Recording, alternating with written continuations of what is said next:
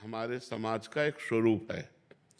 अगर हम पतन के मार्ग में चलने वाले लोगों के संग पतन की क्रियाएं करें तो हाथ मिलाएंगे। अगर आप पतन की क्रियाओं से हटोगे तो आपको आक्षेप करेंगे, उपहास करेंगे और आपको जीना मुश्किल कर देंगे।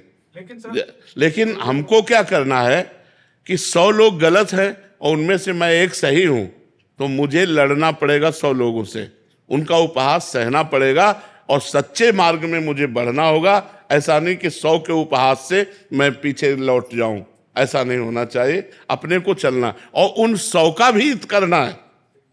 उन 100 का हमें उपहास, जो हमारा उपहास कर रहे हैं, हम सच्चे मार्ग के पथिक हैं। हम भगवान से प्रार्थना करेंगे, भगवान इनकी बुद्धि को शुद्ध करो, इनको सुख दो, इनको आनंद दो। हम उनका भी बुरा नहीं मनाएंगे क्योंकि हम अच्छे मार्ग के पथिक हैं, हम सच्चे मार्ग के पथिक हैं। भगवान जो आना चाहते हैं आप हमारे साथ, आपके साथ जुड़ना चाहते हैं, उनके बीच में वो रोड़ा बन रहे हैं कि बैरिकेडिंग बन रहे हैं? देखो, जो जुड़ना चाहते हैं उनके बीच में रोड़ा कोई बन ही नहीं सकता है।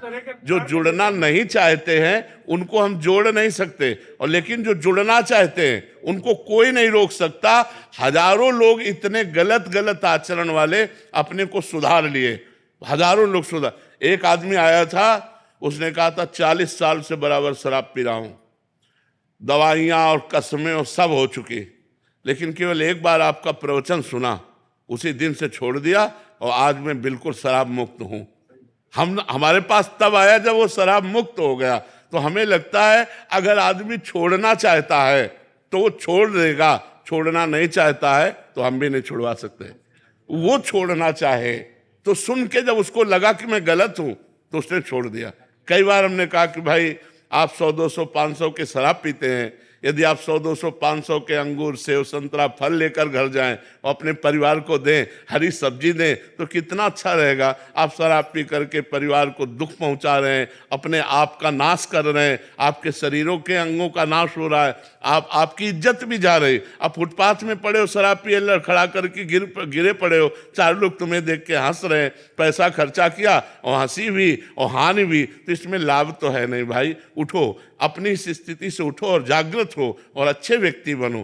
तो जो लोग बनना चाहते हैं वो बन रहे हैं, तो आप जो बन रहे हैं उन उपहास को सो। जैसे एक आदमी ने हमसे कहा, जब मैं तिलक लगा के माला लेके ऑफिस जाता हूं तो लोग कहते हैं बड़े भगत हो, तुमका बुरा तो नहीं कहते?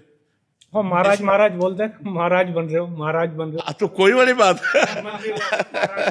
महाराज तिलक लगा के ही हाँ, ले, बिल्कुल इसमें डरना नहीं चाहिए कि आप तो प्रेमानंद जैसे महाराज बन रहे हो। हाँ, इस प्रकार अब कोई बात नहीं, कम से कम बुरा तो नहीं कह रहे, बुरा तो नहीं कह रहे, अच्छा ही कह रहे। देखो, हमारा नाता भगवान से जुड़ रहे कि ये भगवान के बड़े भगत बन रहे हैं, तुम बड़े भगत बन रहे हो, तो भगवान से हमारा नाता जुड़ रहे, गलत तो नहीं कह रहे हैं।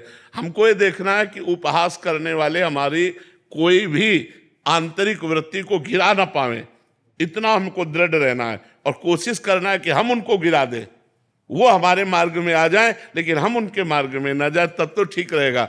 देखो, एक आप सुधरे, अगर एक आप और सुधार दोगे तो वो एक को सुधार देगा, तो हमारा समाज सुधरता चला जाएगा। एक एक को सुधारो, एक एक को, ये फिसलो मत, डटे रहो, तो एक दिन वो सुधरेगा, क्योंकि वो गलत है, उसको पता है मैं गलत हूं, इसलिए आपका उपहास करता है।